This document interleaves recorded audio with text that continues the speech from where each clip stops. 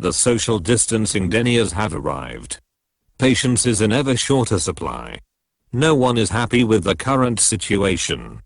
But some Americans see the yoke of oppression in public health efforts to keep people home, and they are growing louder. Underneath the general frustration and dazed acceptance of so much of the world changing its lifestyle for the time being lurks a growing defiance of the science that tells us how to deal with COVID-19 and the government that is telling everyone, to varying degrees, to stay indoors. That President Donald Trump, normally an expert stoker of conspiracy theories, is leading the government may have initially muted the COVID-19 deniers. No more. A few instances of Twitter protest, including from Senator Ted Cruz of Texas, who bragged over the weekend about going to the beach, have flowered into full-scale public demonstrations in Michigan. Success creates second-guessing. Trump's anxious efforts to get the economy opened even before the curve of COVID-19 cases is flattened, and his chronic spreading of fake promises about treatments, will only feed that growing angst. The more successful the federal and state governments are at flattening the coronavirus infection curve, the more people will question whether halting the nation's economy was necessary in the first place. Despite the deniers, even Trump is not rushing to open things up. Read more about his announcement Thursday of new guidelines on reopening the country. The guidance is not unlike what California Governor Gavin Newsom announced recently as his own criteria. Read it here. The bottom line, Trump and Newsom appear to agree that the worst of this must pass. Different parts of the country will open earlier than others, and testing and tracing of cases must improve. The doubters. But another 5.2 million people filed for unemployment last week, bringing the total since mid-March to 22 million. That is an astonishing number. As the economy continues its free fall, you can feel the backlash grow. The government has already blown through the $349 billion it earmarked to help small businesses during this mess. We're all going to be paying for this for a very long time. Jeff Zeleny writes a must-read profile of Michigan Governor Gretchen Whitmer, who has been on the job for only a few months, but is already turning into a key national figure.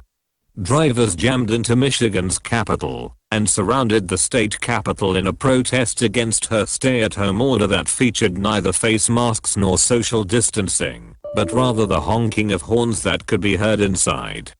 Zeleny, the collision between a public health battle and a political one, which played out for more than 5 hours here on Wednesday, underscores the boiling tensions of a restless nation struggling with the wisdom of reopening the economy before the deadly pandemic subsides, even as President Donald Trump moves closer to easing national guidelines for social distancing.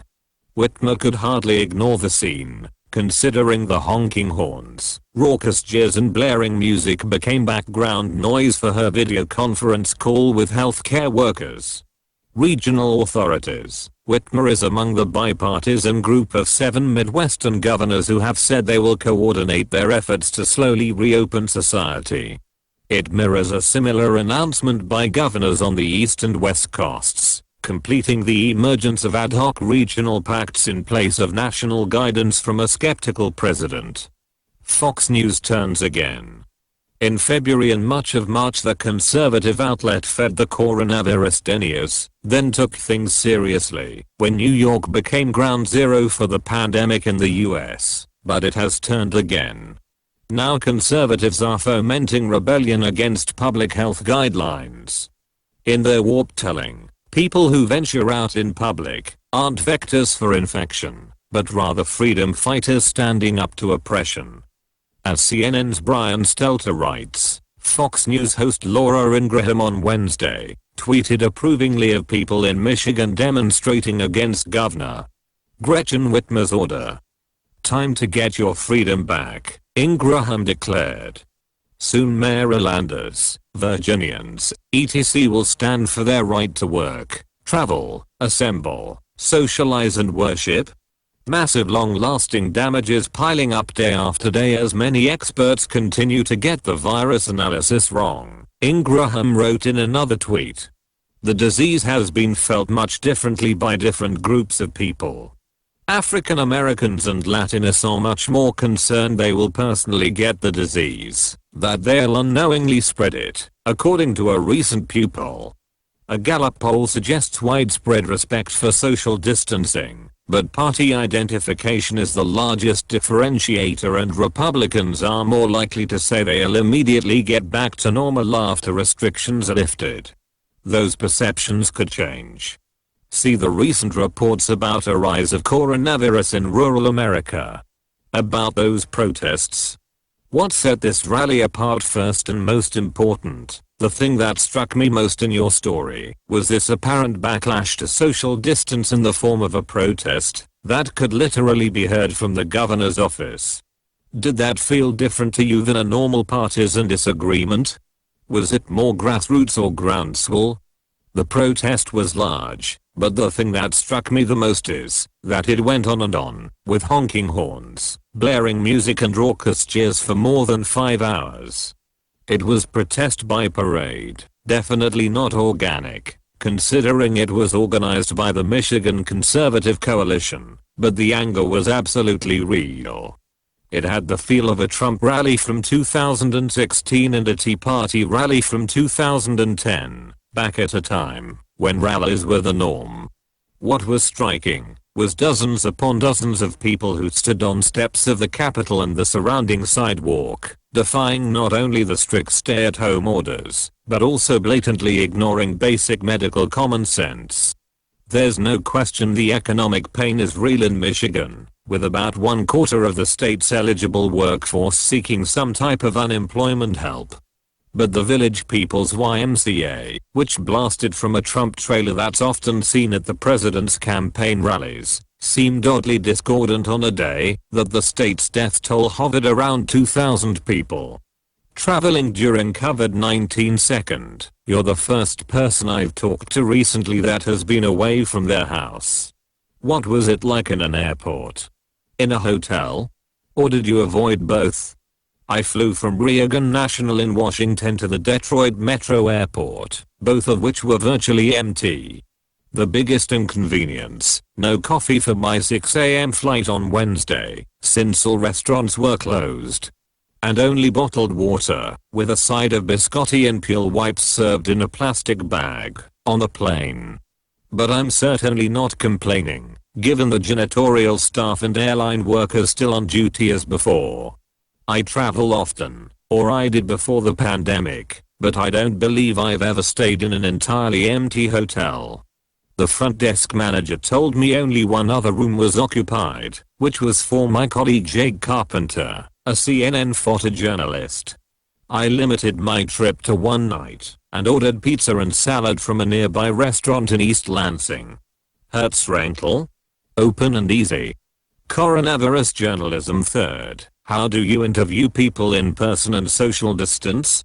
JZ. I mainly just observed people at the rally, having conversations with only a couple people from a respectable distance. Their handmade signs made their opinions easily known.